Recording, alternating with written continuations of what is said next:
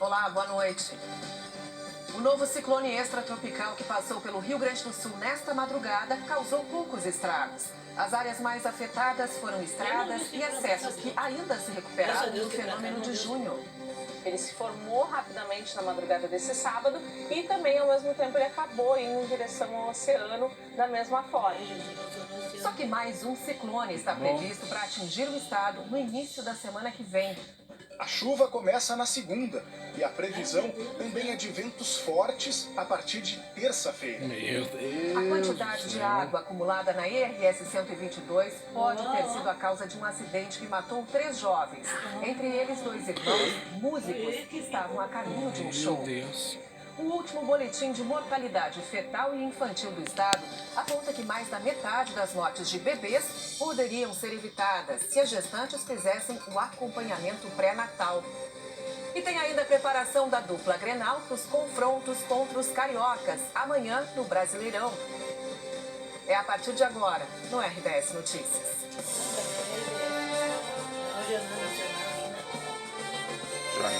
Começa a comer. A passagem de um novo ciclone extratropical pelo estado nesta madrugada causou muita chuva na região metropolitana da capital, diz que no essa litoral que dá norte pra e vir no Vale entre do segunda e Taquari. terça, Mas o coisa não fenômeno é foi nada menos boa. intenso do que o de junho e não deixou tantos estragos. Por causa da cheia da água e o risco de desabar, a ponte provisória da RS 474 em Santo Antônio da Patrulha foi interditada. A empresa gaúcha de rodovias fez uma vistoria no local e trabalha para liberar o trecho. Em Três Cachoeiras, o desvio alternativo na RS 494 foi destruído e a passagem de veículos está bloqueada nos 2 sentidos. Ainda não há previsão de reconstrução. As duas estruturas tinham sido construídas na passagem do ciclone de junho. Na BR-116, no trecho de Nova Petrópolis, um novo deslizamento de pedras provoca bloqueio total. O local, que também foi afetado pelas fortes chuvas do mês passado, recém tinha sido liberado em meia pista. O trânsito deve ser liberado amanhã. Em Estrela, as estradas municipais de Boa Vista e Nicolau Rose estão interrompidas no interior. O nível do rio Taquari chegou a 14 metros, acima do normal, mas voltou a estabilizar ao longo do dia. Em Maquiné, no litoral norte, 5 famílias chegaram a ser retiradas de casa de forma preventiva, mas já retornaram. O ciclone se desenvolveu por causa da entrada de uma frente fria, formando nuvens carregadas em diferentes regiões do estado. Grandes volumes de chuva foram registrados, mas felizmente não houve problemas graves. Segundo os meteorologistas, ao longo do sábado, o ciclone se afastou para o oceano. A frente fria que chegou, que deveria alimentar o sistema, ela foi menos intensa. E aí esse sistema, como a gente já estava prevendo, ele foi de um rápido deslocamento, né? Ele se formou rapidamente na madrugada desse sábado e também, ao mesmo tempo, ele acabou indo em direção ao oceano da mesma forma. Em junho, naquela época, nós estávamos tendo 5, 6 dias anteriores com uma forte massa de ar quente sobre o continente brasileiro. Então era um calor muito intenso que estava chegando da região centro-oeste do Brasil em direção ao Rio Grande do Sul, que encontrou também uma massa de ar frio muito maior do que essa frente fria que atingiu o estado agora. Tanto que naquele fenômeno, além dele durar uma maior quantidade de tempo, a massa de ar frio acabou atingindo regiões sudeste até o Amazonas. E uma atualização, o desvio provisório na ERS 474, em Santo Antônio da Patrulha, foi liberado há pouco para passagem de veículos. E as fortes chuvas podem ter contribuído para um grave acidente esta manhã no Vale do Caí, que matou 3 jovens. Segundo informações dos bombeiros que atenderam a ocorrência, o carro em que eles estavam seguia pela ERS 122 em direção à serra, quando aquaplanou em São Vendelino. O motorista perdeu o controle da direção, invadiu a pista contrária e bateu na lateral de um caminhão. Lorenzo Dessotti, de 21 anos, que dirigia o carro, morreu no local.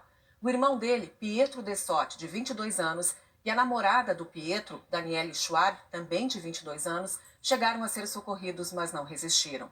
O motorista da carreta não se feriu. Os irmãos eram músicos e estavam a caminho de uma apresentação que fariam junto com o pai em São Vendelino. A cidade de Bom Princípio, de onde eles eram, decretou luto oficial de 3 dias. A tristeza, né? Os nossos sentimentos. Vamos ver como está o tempo agora em Porto Alegre. O Cristiano Dalcin está no Parque do Pontal, na zona sul da cidade. Conversa agora conosco ao vivo. Cristiano, boa noite. Depois do ciclone, como é que foi o fim de tarde por aí?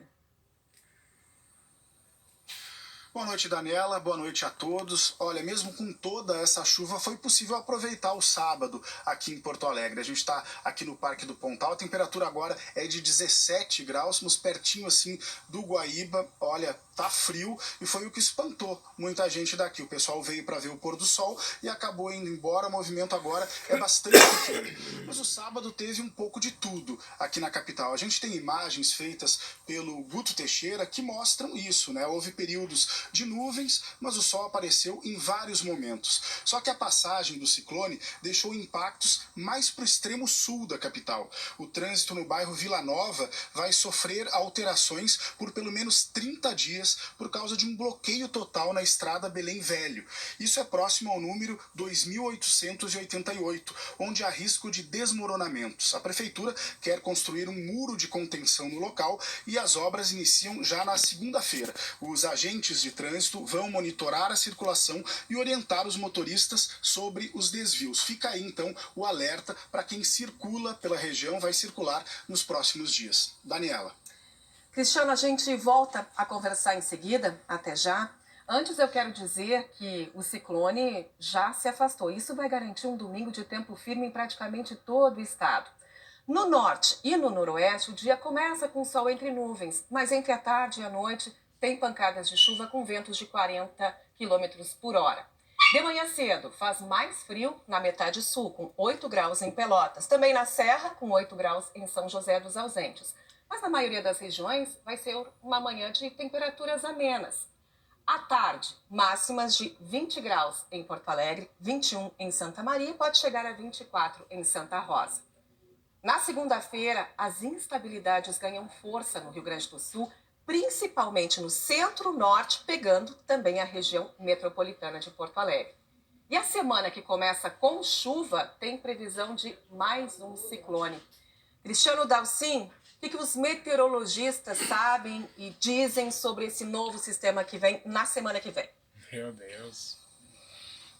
Olha, Daniela, a formação desse novo ciclone já foi acompanhada por eles ao longo dessa semana, só que eles preferiram dar atenção primeiro para esse ciclone de hoje. Então os novos dados devem surgir amanhã ainda, na segunda-feira. O que se sabe, então, é que tem chuva na segunda e os ventos fortes começam já a partir de terça-feira. Ciclones são comuns no Rio Grande do Sul, nessa época do ano, no inverno, e com o fenômeno El Niño aqui se manifestando, eles ficam ainda mais intensos. O RBS Notícias conversou agora de tarde com a meteorologista Ludmila de Souza sobre a formação desse novo ciclone. Vamos ouvir o que ela disse.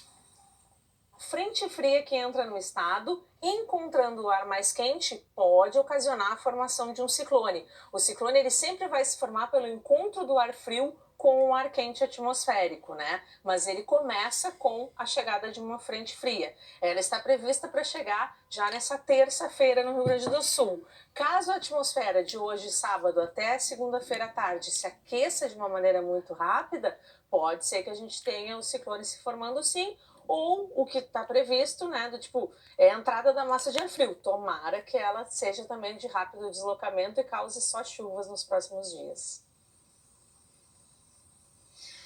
E para o próximo fim de semana está prevista a chegada de uma nova massa de ar frio moderada, não vai ser aquele friozão abaixo de zero, não. A tendência, segundo a meteorologista que falou com a gente, é de que o inverno tenha muita chuva e a temperatura na média. Nada daquele friozão, como eu falei. Daniela.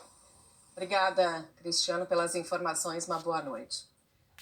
Mais da metade das mortes de bebês no estado poderiam ter sido evitadas com cuidados básicos no pré-natal. É o que mostra o último boletim de mortalidade fetal infantil que a gente detalha a seguir. Nós já voltamos.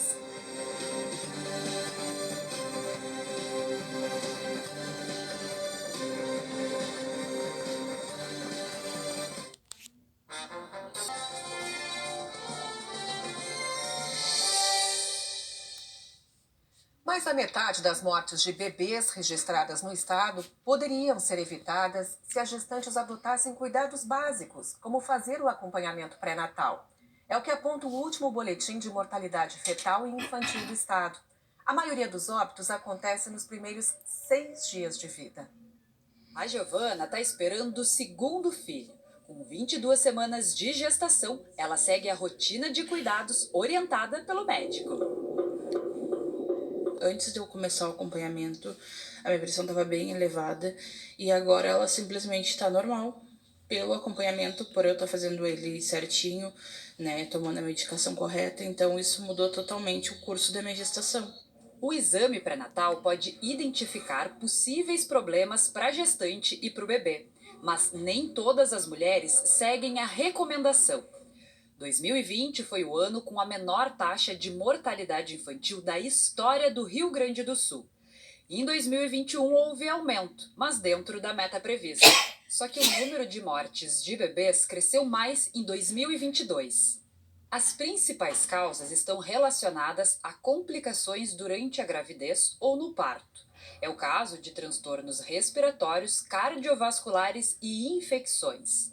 As maiores taxas de mortalidade infantil no estado foram registradas nas regiões de Alegrete, Erechim e Bagé. O que é atribuído, né, aos nossos problemas de desigualdade social, longas distâncias, dificuldade de acesso, muitas vezes, os desajustes familiares, a drogadição, que vem aumentando. Outro fator que a gente tem enfrentado é a presença de DST, sífilis, por exemplo, que é um tratamento que é barato, é feito gratuito, mas a gente tem dificuldade, muitas vezes, de adesão. A taxa de mortalidade infantil da região, atendida pela 7ª Coordenadoria de Saúde, é maior que a média estadual. Juntos, os municípios de Aceguá, Bagé, Candiota, Dom Pedrito, Ulha Negra e Lavras do Sul tiveram 2.400 nascimentos no ano passado e 31 bebês morreram. Diminuir a mortalidade infantil ainda é um desafio para muitos municípios gaúchos. Além de garantir o atendimento nas unidades básicas de saúde, é preciso conscientizar as gestantes. O Rio Grande do Sul tem a meta de zerar, até 2030, as mortes evitáveis de recém-nascidos e crianças até 5 anos. Primeiro atraso menstrual, ela procurar o serviço para realizar os exames e iniciar o seu pré-natal é o diferencial no nosso sucesso de bem-estar materno-infantil. O censo deste ano traz um alerta. 80% dos municípios tiveram redução no número de habitantes. A qualidade de vida em cidades menores ou as oportunidades de emprego em zonas industrializadas impulsionam a migração. Santa Maria é o 5º município mais populoso do estado, com 271 mil moradores. Houve um aumento de 4% no número de habitantes, em relação ao último censo. Gente como o Luciano, que chegou em busca de oportunidades de trabalho e qualificação. Santa Maria me raptou, né? Acabei ficando para sempre aqui pela educação, mas pela minha formação, mas também para trabalhar com educação. É inquestionável que Santa Maria tem uma vocação para a formação superior, ela é um dos principais polos da educação superior do Brasil. Só na região central, a população aumentou em outros 5 municípios. Itaara, Capão do Cipó, São João do Polesne, Faxinal do Soturno e Nova Esperança do Sul. O aumento percentual mais expressivo foi em Itaara, 11% em relação ao último censo. O sossego e a proximidade com a natureza trouxeram o Gilmar de volta para a cidade. Ele tem investido na construção de condomínios residenciais para pessoas que buscam o mesmo. Essas pessoas, elas procuram a mesma coisa que a gente procurou no início. Elas querem segurança, querem qualidade de vida e querem esse contato direto com a natureza. Então a gente tem, assim, muita riqueza natural. E isso que fez com que essas pessoas também enxergassem e escolhessem Itaara para morar. Se por um lado houve aumento nessas cidades, por outro, 27 municípios da região tiveram redução no número de habitantes. Em números gerais, o centro do estado perdeu 12.886 moradores. Casos assim preocupam os gestores públicos, já que a redução de habitantes pode significar perda de recursos. principalmente do Fundo de Participação dos Municípios, repasse de verbas feito pela União. Ainda nesta semana, os prefeitos da região devem se reunir para discutir como atrair novos moradores e manter aqueles que já estão por aqui. É interessante ter uma industrialização, mas a gente tem que entender que o grão é algo que a agricultura, a pecuária é algo que a gente tem que saber investir e utilizar isso para trazer investimento e trazer emprego. Então, saber usar as nossas potencialidades ao nosso favor. Isso é bastante importante e interessante que a gente entenda dessa maneira. Amanhã tem vestibular na UFSM e rodada do Brasileirão com gaúchos em campo contra cariocas. A gente fala sobre isso no próximo bloco. Já voltamos.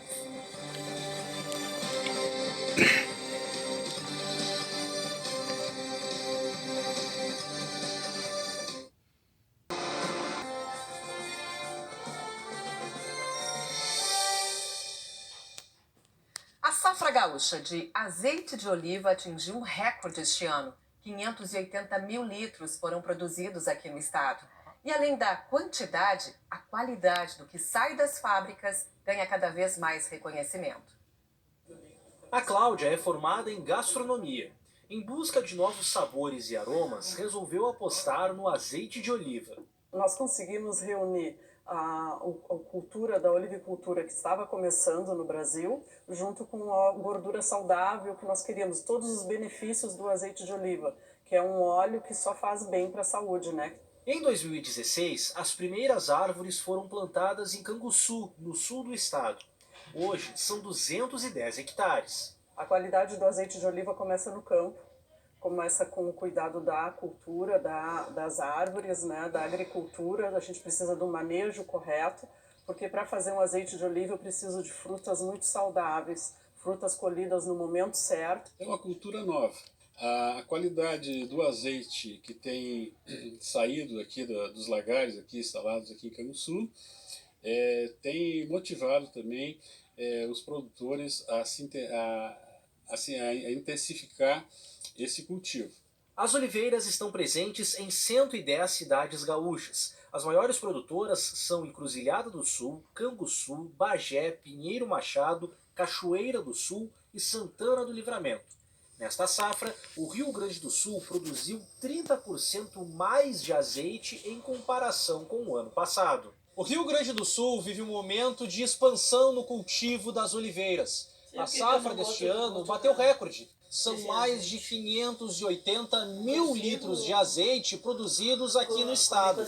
E a expectativa é de que a safra cresça ainda mais nos próximos anos. Nós estamos com 6.200 hectares plantados no Rio Grande do Sul, 4.300 árvores produtivas. A maior parte dos produtores está na região sudeste, na região sul, na metade sul do Rio Grande do Sul. Nós acreditamos que o potencial é de aumentar em 20 vezes a área plantada que nós temos hoje. Nós tivemos um aumento no número de fábricas, de 17 para 22, já são 93 as marcas gaúchas no mercado de 340 produtores. Hoje eu posso dizer que o azeite feito no Rio Grande do Sul, ele fica na mesma qualidade dos melhores azeites do mundo.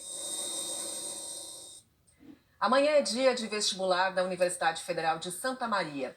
Cerca de 10 mil estudantes disputam 543 vagas em cursos de graduação. É a volta do concurso, já que nos últimos 9 anos a UFSM adotou o Enem como forma de ingresso dos alunos. O curso mais concorrido é o de Medicina, com 422 candidatos por vaga. As provas acontecem às 8 horas da manhã e às 2 horas da tarde. Amanhã também é dia de dupla Grenal em campo pelo Brasileirão. E o domingo vai ser de duelos entre gaúchos e cariocas. Rio Grande do Sul contra Rio de Janeiro. O Inter já está no Rio, onde enfrenta o Fluminense nesse domingo às 4 da tarde. A partida no Maracanã é um confronto direto. Colorados e tricolores estão empatados na tabela.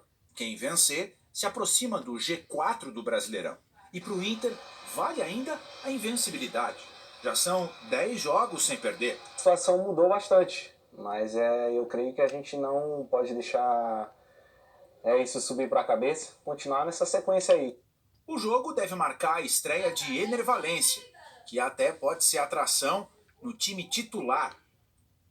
Vamos conduzir mais ou menos as coisas sentindo como o jogador responde, o que ele pensa, porque isso é importante, como ele se sente. O Grêmio recebe o Botafogo num jogo que também tem cara de decisão. É o duelo do líder contra o vice-líder. Uma distância de 7 pontos na tabela que pode diminuir ao final da rodada. Quase 50 mil pessoas são esperadas para ver o jogo. O Grêmio não perde em casa há quase um ano. E o Botafogo é o melhor visitante do campeonato. Se tiver aparecer as oportunidades, tem que ser mortal, tem que ser fatal. E vai ser o encontro do artilheiro do Brasileirão com o goleador do Grêmio, Tiquinho Soares e Luiz Soares. No momento que ele falar que não está sentindo dores no joelho e está pronto para jogar, obviamente que ele vai enfrentar a equipe do Botafogo. Agora, se ele chegar e falar que está sentindo dores no joelho, que está impossibilitado de jogar, bom, aí entra o bom senso, né? O domingo é para ver qual Rio leva melhor em campo. Fora dele, a gente já sabe. Logo mais no Jornal Nacional, você vai ver que os temporais no Nordeste provocaram uma morte e já deixam 16 mil pessoas desalojadas. E mais notícias aqui do estado, você confere segunda às 6 da manhã no Bom Dia Rio Grande. Uma boa noite a todos, muito obrigada pela companhia, aproveitem o domingo e até segunda.